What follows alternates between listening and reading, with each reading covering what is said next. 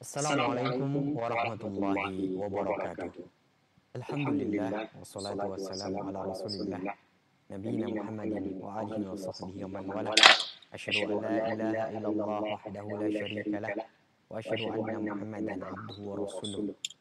Ikhwatal Islam, dengar Radio Roja dan pemirsa TV Roja dimanapun Anda berada, barakallahu fikum, jazakumullahu khairan, terima kasih atas kesediaan antum semuanya untuk bersama kami, khususnya di kesempatan siang hari ini di saluran tilawah Al-Quran dan kajian Islam, radio dan TV Roja.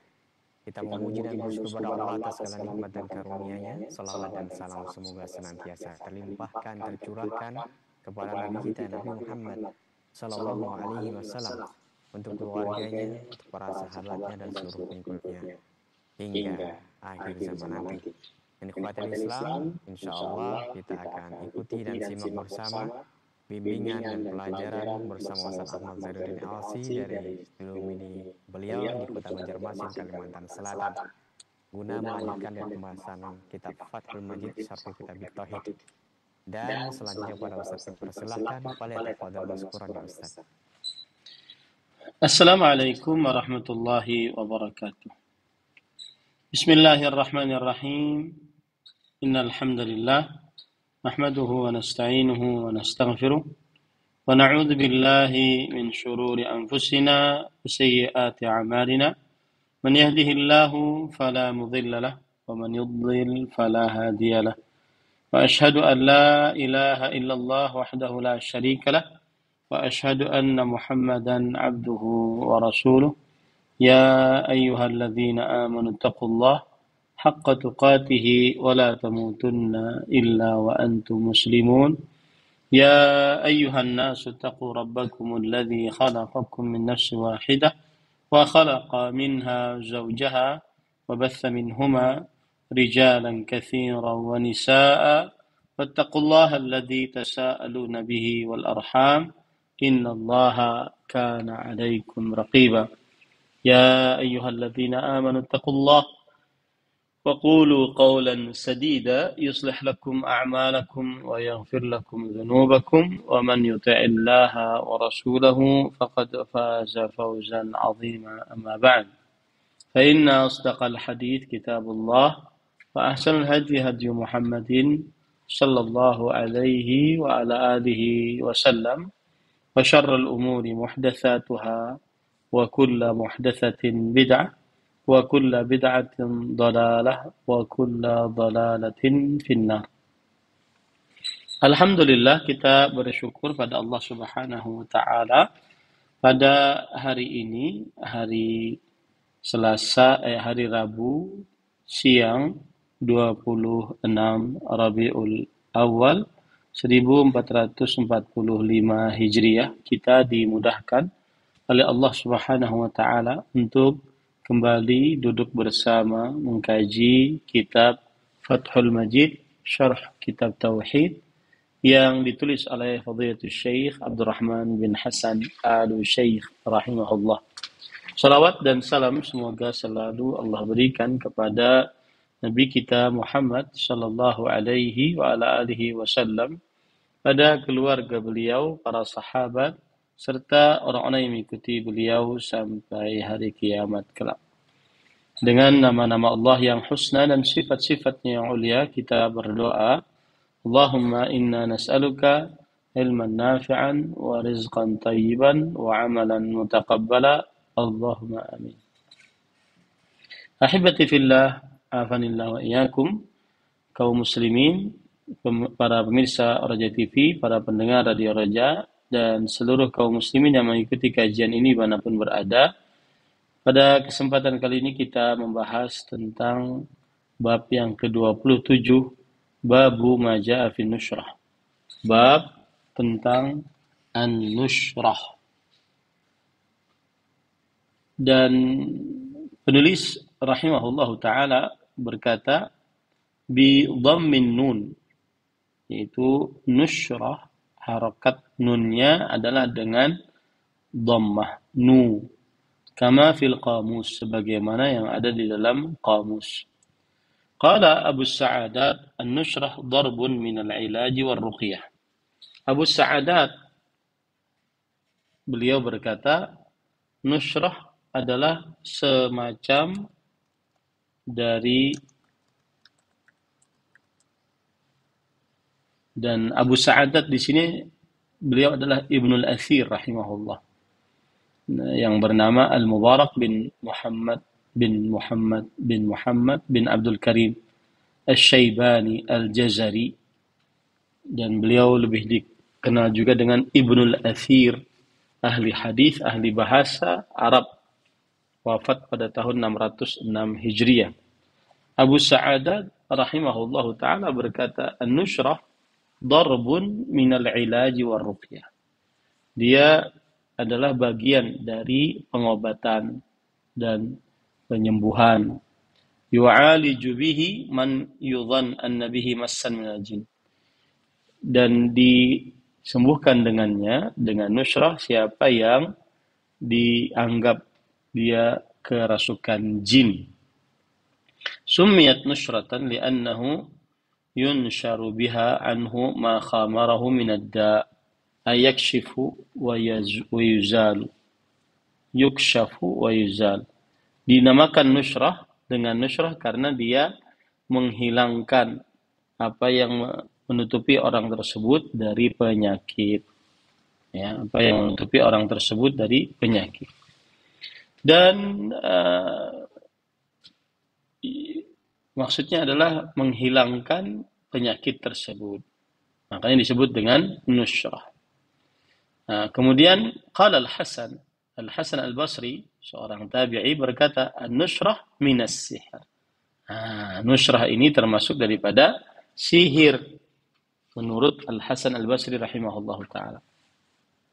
Waqad nushirat anhu tanshiran.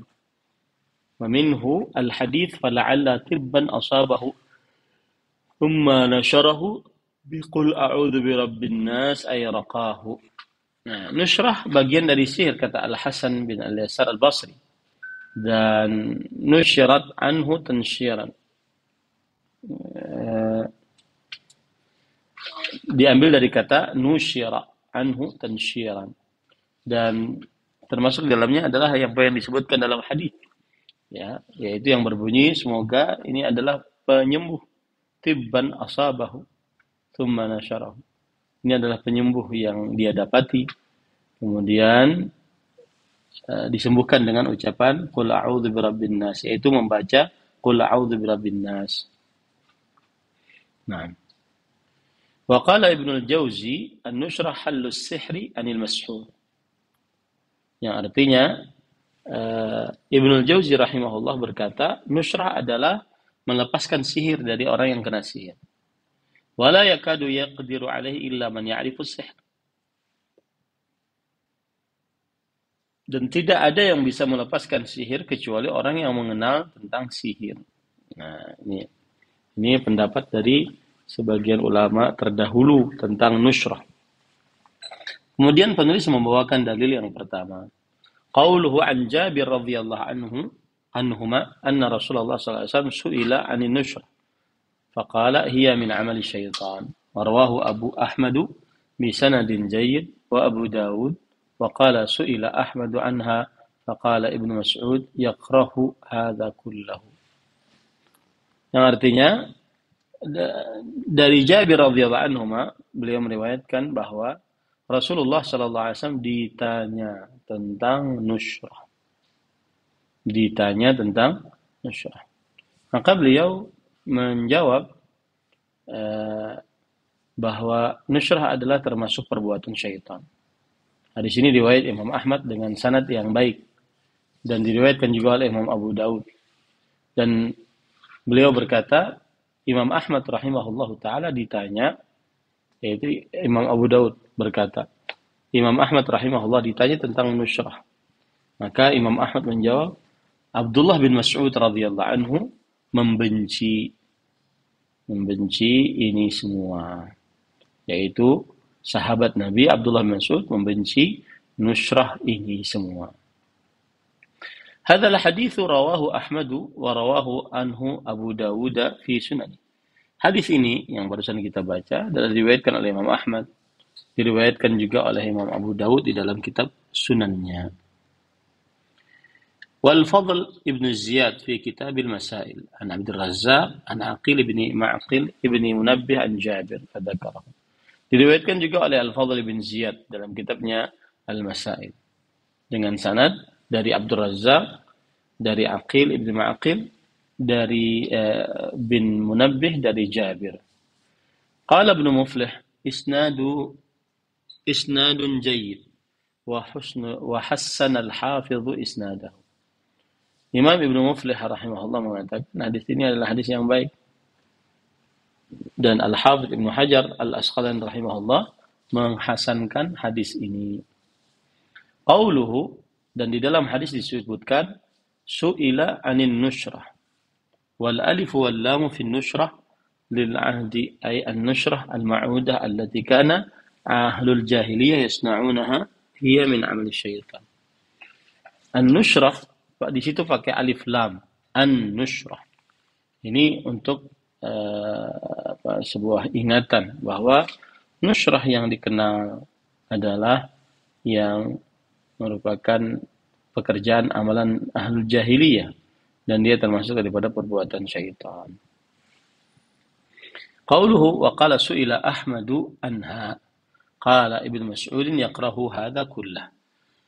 Imam Ahmad rahimahullah dikatakan oleh Imam Abu Daud, beliau ditanya tentang nushrah, maka beliau menjawab, Abdullah bin Mas'ud radhiyallahu anhu membenci seluruh ini. Arada Ahmad rahimahullah anna Ibn Mas'ud yakrahu an-nushrata allati hiya min 'amali syaitan kama yakrahu ta'liq at-tama'imi mutlaqan.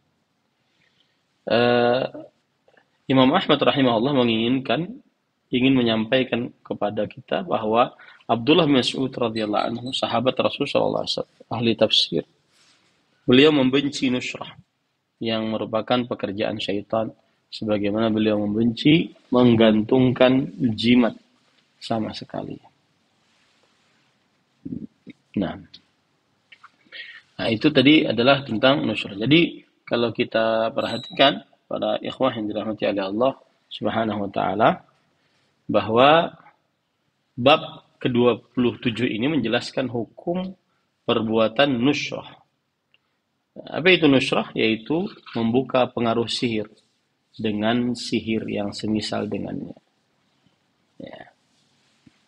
Dan hubungan bab yang ke-27 ini dengan tauhid menunjukkan contoh perbuatan sihir, yaitu nushrah. Ya, contoh perbuatan sihir yaitu nushrah. Dan dalil yang pertama maknanya adalah menjelaskan bahwa Nabi Muhammad SAW ditanya tentang nushrah. Dan beliau menjawab itu adalah perbuatan syaitan. Ini menunjukkan bahwa contoh perbuatan sihir yaitu nushrah. Dan di dalam hadis ini disebutkan bahwa ia adalah perbuatan syaitan. Oleh karena itu hukumnya haram. Nah, kita lanjut kepada dalil yang kedua yang dibawakan oleh penulis di sini. Qala qawluhu walil Bukhari an Qatadah.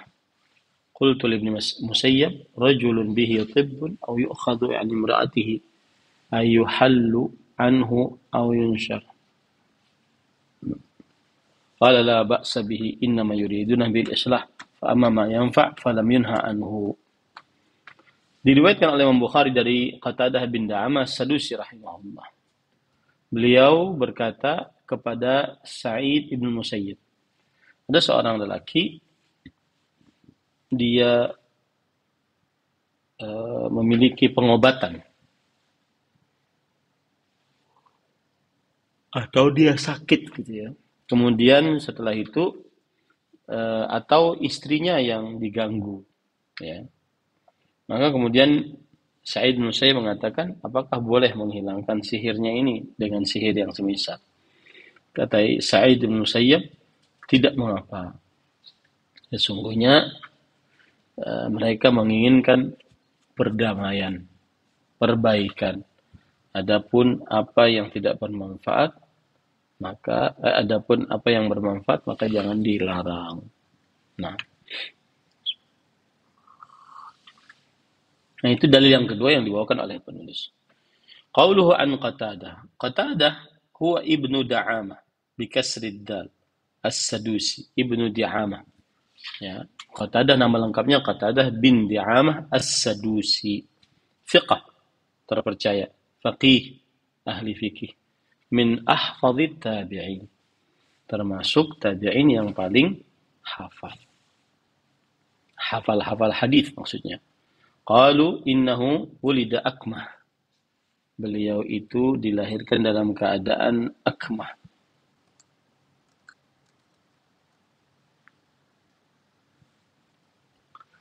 Dan akmah maksudnya adalah a'ma, yaitu buta.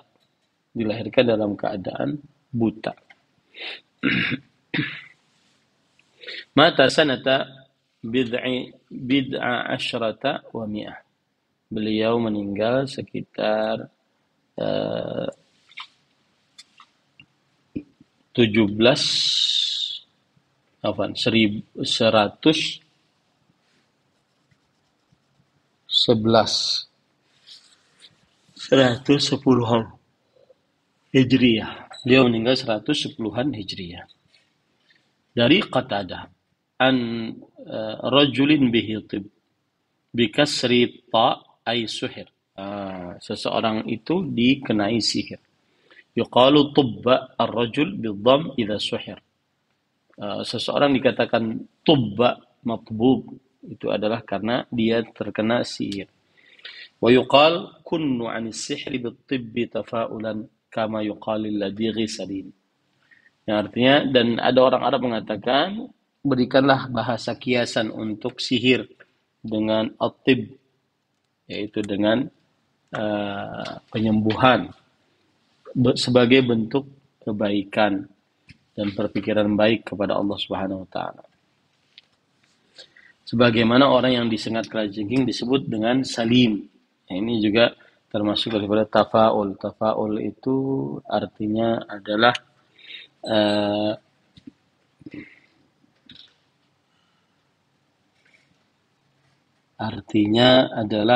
optimis, gitu ya. Artinya adalah optimis. Nah, jadi ada orang yang terkena sihir. Au waqala Ibnu al-Ambari at-tibbu min al-adad yuqal li'ilaj ad-da' tibb was-sihru min ad-da' yuqal lahu tibb. Masih membicarakan itu tibb. Tibb adalah bagian yang kebalikan darinya. Dikatakan bahwa pengobatan atas sebuah penyakit adalah tibb. Kemudian pengobatan atas sebuah pengaruh sihir yang bisa membahayakan disebut dengan tibb. Nah, ini semuanya adalah panggilan untuk tafaul, yaitu merasa optimis dengan agar bisa sembuh penyakit sihir tersebut. Qauluhu yu'khadhu bi fathil waw mahmuzat wa tasdidil kha al-mu'jamah wa ba'daha dzalin mu'jamah ay yuhbasu an imratihi wa la yaslu ila jima'iha. Ada seorang yang kena sihir dan dia tidak bisa menggauli istrinya. Wal akhdhah bi dhammil hamzah al-kalam alladhi yaquluhu as-sahib. Baik. Qauluhu la ba'sa bihi ay ya'ni anna an-nushrata la ba'sa biha li'annahum yuriduna biha al-islah. Bahwa nushrah menghilangkan sihir dengan pengaruh sihir itu diinginkan la ba'sa biha, diinginkan tidak mengapa mengerjakan nushrah, ya. Kemudian li'annahum yuriduna bihal islah, karena menurut Imam Qatadah dan Sa'id bin Musayyib bahwa mereka menginginkan dengan nushrah tersebut adalah perbaikan. Ai izalatus sihr, yaitu untuk kebaikan, untuk menghilangkan sihir tersebut. Walam yunha amma yuradu bihil islah, dan tidak dilarang sesuatu yang diinginkan untuk perbaikan. Wa hadza min Ibnu al-Musayyib yahmilu ala naw'in min an-nushrah la yu'lamu annahu sihr. Dan pendapat dari Sa'id bin Musayyib ini adalah dibawa kepada macam-macam nusrah yang tidak diketahui bahwa itu adalah sihir. Jadi apa yang dikatakan oleh Sa'id bin Musayyib itu nusrah yang bukan sihir. Ya, itu nusrah yang bukan sihir. Kemudian di sini disebutkan wa ruwiya 'anil Hasan annahu qala Al-Hasan huwa ibnu Abil Hasan wa ismuhu Yasar bitahtiyah. Al-Hasan namanya adalah ibnu Abil Hasan dan namanya Yasar. Ya, Yasar. Yaitu Al-Hasan bin Yasar Al-Yasar bitahtiyah al-muhmalah Al-Basri Al-Ansari maulahu. Beliau dari kota Basrah dan Al-Ansari maulahum yang memerdekakan beliau dari perbudakan adalah kaum Ansar. Thiqah faqih. Beliau ahli fikih, kemudian terpercaya, imamun min khiyari tabi'in, pemimpin dari orang-orang terbaik di kalangan tabi'in. Mata sanata asyara wa mi'ah. Beliau wafat tahun 110 rahimahullah qad qarabat tis'in, dan beliau waktu wafat sekitar 90-an tahun. Nah, nah itu tadi tentang Al-Hasan bin Al-Yasar Al-Basri. Qala Ibnu Al-Qayyim rahimahullah, an-nushrah hallu as-sihri al-mashhur. Imam Al-Qayyim rahimahullah taala berkata, nushrah adalah melepaskan sihir dari orang yang terkena sihir. Wahya naw'an, dan dia adalah dua macam. Dan dia adalah dua macam. Nah, ahaduhuma halus wahya naw'an halun bisihrin mithlihi, menghilangkan penyakit dengan sihir yang semisal. Wa huwa alladhi min amali syaitan, dan itulah yang termasuk daripada perbuatan syaitan. Wa mimma jaa fi sifatin nushrah al-jaizah ma rawahu Ibnu Abi Hatim wa Abu Syekh an Laits bin Abi Sulaim qala balaghani anna haula'il kalimat shifa'un min as-sihr bi'idznillah tuqra'u fi ina'in fihi ma thumma yusabbu ala ra'sihi al-mashhur al-ayah allati fi surati Yunus falamma alqaw qala Musa ma ji'tum bihi sihr inna Allah sayubtilu inna Allah la yuslihu 'amal al-mufsidin wa yuhiqqu Allahu al-haqqa bi kalimatihi walau kariha al-mujrimun. Qawluhu fawaqa al-haqq wa batala ma kanu ya'malun ila akhir al-ayat al-arba' wa qawluhu innama sana'u kaidu sahir wa la yuflihu as-sahiru haitsu ata. Yang artinya Imam Al-Qayyim rahimahullah berkata, nushrah adalah melepaskan sihir dari orang yang terkena sihir, dan dia ada dua macam. Yang pertama adalah menghilangkan sihir dengan sihir yang semisal, dan inilah perbuatan syaitan yang dilarang oleh Rasul sallallahu alaihi wasallam. Dan itulah pendapat Al-Hasan Al-Basri. Ya, dengan cara orang yang ingin mempunyai hajat, dia pergi kepada seseorang dan mendekatkan diri kepada syaitan agar orang tersebut mengerjakan apa yang dia hajatkan. Taib. Para ikhwan yang dirahmati oleh Allah, dan adapun sifat dari nushrah yang diperbolehkan, yaitu apa yang diriwayatkan oleh Imam Ibnu Abi Hatim dan Abu Syekh dari Laits bin Abi Sulaim. Beliau bercerita, balaghani, sampai kepadaku bahwa ayat-ayat tersebut adalah syifa, penyembuh dari penyakit dengan izin Allah Subhanahu wa taala. Dibaca di dalam bejana yang ada air, kemudian dituangkan ke kepala orang yang disihir tersebut. Ayatnya adalah surat Yunus ayat 81 sampai 82. kemudian surat Al-A'raf ayat 118 sampai kepada 4 ayat selanjutnya, kemudian surat Thaha ayat 69. Nah, ini contoh hadis yang memperbolehkan nusrah. Berarti nusrah yang boleh itu sebenarnya adalah ruqyah, tidak lain. Ya, tidak lain. Ruqyah yang diperbolehkan. Baik. Wa qala Ibnu Battal fi kitab Wahab bin Munabbih annahu ya'khudhu 7 waraqat min sidr akhdar fayaduqquhu baina hajarain thumma yadribuhu bil ma' wa yaqra'u fihi ayat al-kursi wal qawaqil ثم يحسو منه 3 حسوات ثم يغتسل به يذهب عنه كل ما به وهو جيد للرجال إذا حبس عن أهله.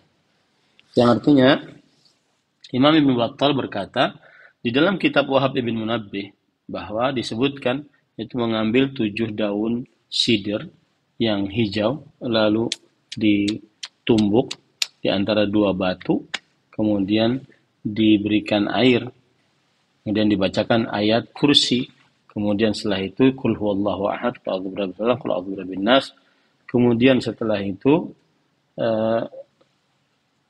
dipercikkan kepada orang yang dianggap kena sihir tadi, kemudian dia mandi dengan hal tersebut. Nah, ini dengan izin Allah akan menghilangkan apa yang ada dalam dirinya dari sihir atau pengaruh ain. Dan ini bagus untuk laki-laki jika dia tidak ada kekuatan lagi untuk menggauli istrinya karena kena sihir. Ya. Nah, ini contoh dari penjelasan para ulama bahwa nusrah yang diperbolehkan seperti itu. Jadi kalau saya lihat nusrah yang diperbolehkan itu adalah apabila dia termasuk daripada sihir. Termasuk daripada ruqyah maksud saya. Kalau ruqyah maka dia bisa dinamakan nusrah, bisa tidak juga dinamakan nusrah. Karena pengertian nusrah adalah halus sihri bis sihr, menghilangkan sihir dari pengaruh orang yang kena sihir. Menghilangkannya dengan cara memandikannya. Qultu qaulul 'allama Ibnu Qayyim wa tsani an-nushrah bir-ruqyah wat-ta'awudzat wad-da'awat wal-adwiyah al-mubah fa hadha jaiz. Yushiru rahimahullah ila mithli hadha wa alayhi yuhmalu kalam man ajaza an-nushrata min al-ulama. Perkataan Imam Ibnu Qayyim yang mengatakan nomor 2 adalah nusrah dengan ruqyah, yaitu bacaan dari Al-Quran, Qul a'udzu birabbil falaq, Qul a'udzu birabbin nas, Qul huwallahu ahad, kemudian doa-doa dan obat-obat yang dibolehkan, maka ini diperbolehkan.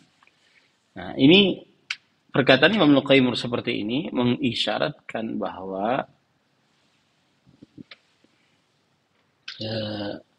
yuhmalu kalamun ajazan nusrata minal ulama, yaitu perkataan seperti ini dibawakan kepada perkataan para ulama yang membolehkan nusrah. Jadi intinya para ikhwan yang dirahmati oleh Allah Subhanahu wa taala, nusrah ada yang ulama yang mengharamkannya sama sekali seperti Abdullah bin Mas'ud radhiyallahu anhu secara mutlak diharamkan, ada yang membolehkannya. Yang membolehkannya kalau seandainya nusrah tersebut sejenis dengan ruqyah. Nusrah tersebut sejenis dengan ruqyah. Jadi kalau kita runut lagi, hadis Abdullah bin Mas'ud menjelaskan bahwa sahabat Nabi Abdullah bin Mas'ud radhiyallahu anhu membenci seluruh perbuatan nusrah. Ya. Dan ini menunjukkan bahwa nusrah adalah contoh perbuatan sihir. Karena di dalam dalil ini disebutkan bahwa Abdullah bin Mas'ud radhiyallahu anhu menganggapnya makruh, dan makruh di dalam kebiasaan perkataan para ulama salafus salih adalah haram. Kemudian hadis dari Imam Ibnu Musayyib rahimahullah menjelaskan bahwa memakai nusrah jika untuk hal yang bermanfaat boleh. Nah, ini pendapat tabi'i Sa'id bin Musayyib. Kemudian beliau ini menunjukkan bahwa nusrah boleh jika untuk hal yang bermanfaat menurut pendapat Imam Sa'id bin Musayyib rahimahullah. Nah, kemudian Al-Hasan Al-Basri menyatakan nusrah adalah haram. Tidak ada yang mampu membuka sihir kecuali tukang sihir menurut Imam Al-Hasan Al-Basri rahimahullah. Kemudian ini menunjukkan bahwa berarti nusrah adalah contoh perbuatan sihir. Karena nusrah adalah perbuatan tukang sihir yang diharamkan. Nah, ini bab yang ke 27 selesai. Kita ambil pertanyaan beberapa 7 menit ke depan. Nah. Wafikum jazakallahu khairan. Terima kasih atas bimbingan dan pelajaran yang telah disampaikan untuk kami di kesempatan siang hari ini. Semoga menjadi tambahan ilmu dan memberikan kebermanfaatan untuk kita semuanya. Selanjutnya akan berikan kesempatan, silahkan bergabung bertanya di 0218236543 via telepon. Kemudian untuk pesan singkat di 0819896543. Silahkan bagi Anda yang ingin bertanya via telepon, kami tunggu pertanyaan Anda. Halo. Silahkan. Belum tersambung.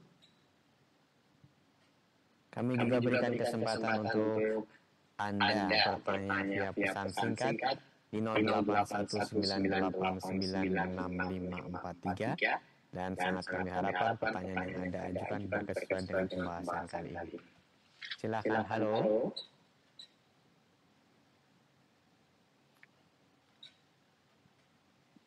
Kami akan membacakan dari pesan singkat. Assalamualaikum warahmatullahi wabarakatuh.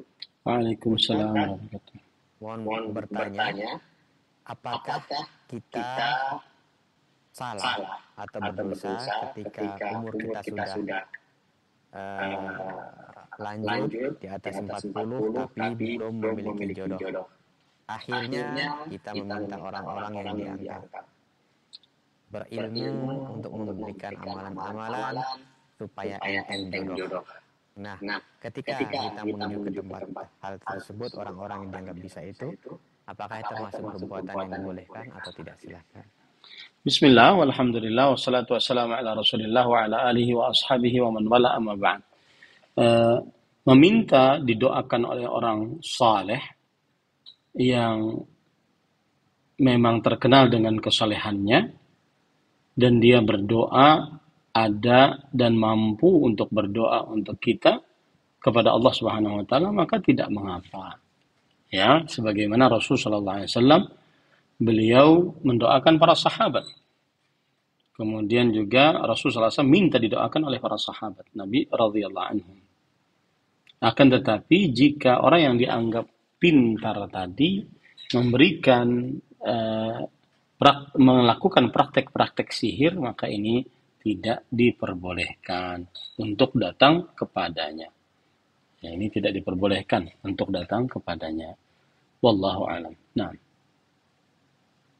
Terima kasih atas jawaban dan nasihatnya. Semoga bermanfaat yang bertanya khususnya dan kita semuanya. Selanjutnya kami berikan kesempatan, silahkan kita angkat via telepon di 0218236543. Sebutkan nama Anda dan dari mana Anda berasal. Halo.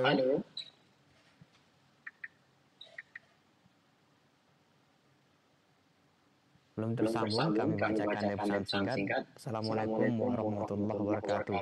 Dari hamba Allah yang bertanya, Ustadz, apakah kita salah ketika kita memiliki permasalahan yang dirasa susah untuk dipecahkan tersendiri, kita berdoa kepada Allah Subhanahu wa taala memohon untuk diberikan solusi dan diangkat beban kehidupan ini. Akan tetapi terkadang muncul perasaan, kenapa ya Allah tidak mengabulkan doa yang saya panjatkan, dan bagaimanakah caranya supaya ketika kita mendapatkan permasalahan Allah memberikan solusi dan kemudahan. Silakan. Bismillah, walhamdulillah, wassalatu wassalamu ala rasulillah wa ala alihi wa ashabihi wa man walah amma ba'd. Yang paling utama dilakukan saat mendapatkan kesulitan adalah memohon kepada Allah Subhanahu wa taala agar diangkat kesulitan tersebut. Dan ketika memohon atau berdoa, maka harus ada adab-adabnya. Yang pertama, harus ikhlas berdoanya Berdoanya hanya kepada Allah Subhanahu wa taala. Kemudian yang kedua adalah harus yakin bahwa Allah Subhanahu wa taala satu-satunya yang sanggup untuk menghilangkan kesulitan dari kesulitan-kesulitan yang kita dapati. Innallaha la yaqbalu minad du'ai min qalbin lahin ghafil. Sesungguhnya Allah tidak menerima dari doa yang dari hati yang lalai dan lalai, kemudian dia tidak yakin terhadap apa yang dia kabulkan. Ud'uallah wa antum muqinuna bil ijabah. Berdoalah kepada Allah dalam keadaan kalian yakin dikabulkan doa oleh Allah Subhanahu wa taala. Kemudian syarat yang ketiga adalah, atau adab yang ketiga di dalam berdoa adalah seseorang tidak mengatakan saya sudah berdoa tetapi belum dikabulkan. Tetapi yang patut dilakukan adalah berdoalah. Niscaya Allah Subhanahu wa taala akan mengabulkan. Karena itu janji Allah Subhanahu wa taala. Yaitu Allah berfirman, qala rabbukum ud'uni astajib lakum. Rabb kalian berfirman, berdoalah kalian kepadaku, niscaya aku akan kabulkan bagi kalian. Kalau seandainya memang dirasa kok belum ada pengabulan, sudah lama berdoa, maka pada saat itu berbaik sangkalah kepada Allah Subhanahu wa taala. Karena Allah Subhanahu wa taala lebih mengetahui apa yang pantas untuk kita. Allah Subhanahu wa taala berfirman di dalam Al-Qur'an, asa an takrahu syai'an wa huwa khair lakum wa asa an tuhibbu syai'an wa huwa syarr lakum wallahu ya'lamu antum la ta'lamun. Mungkin kalian membenci sesuatu padahal itu baik bagi kalian, mungkin kalian menyukai sesuatu padahal itu buruk bagi kalian. Allah lebih mengetahui dan kalian tidak mengetahuinya. Ya, kemudian yang patut diyakini juga dalam berdoa adalah setiap doa pasti dikabulkan sebenarnya. Karena ada 3 pilihan di dalam pengabulan doa. Langsung dikabulkan, atau diakhirkan nanti di akhirat, atau dipilihkan yang lebih baik daripada apa yang dia minta. Nah, ini kadang-kadang kita tidak merasa Allah telah memilihkan yang lebih baik daripada apa yang kita minta. Karena itu lebih baik untuk kita. Ya, wallahu a'lam. Nah, pertanyaan terakhir kami bacakan dari seorang yang bertanya, Ustadz, ketika kita memiliki permasalahan seperti diganggu jin, perasaan saya mengatakan ini seperti diganggu jin karena kurang nyaman, karena sakit badan dan sebagainya. Dan saya mencoba untuk mencari ustadz yang bisa mengobati dengan datang ke tukang ruqyah.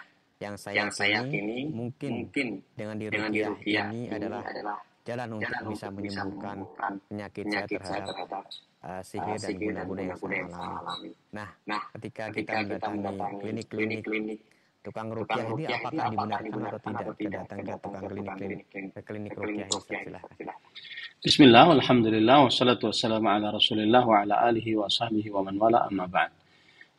Meminta di ruqyah dibolehkan, asalkan orang yang kita mintai untuk meruqyah adalah yang meruqyah dengan ruqyah syar'iyyah, yaitu dengan membaca ayat Al-Quran atau doa-doa dari Al-Quran atau doa-doa dari hadis-hadis Rasul sallallahu alaihi wasallam yang sahih.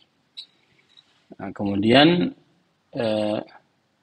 yang kedua adalah meminta di ruqyah diperbolehkan, tetapi kurang afdal karena dikhawatirkan akan kehilangan kesempatan masuk surga tanpa hisab, tanpa azab. Tapi intinya, apabila ingin diruqyah oleh orang lain dan tidak sanggup dia meruqyah dirinya sendiri, maka pada saat itu dia boleh untuk minta diruqyah.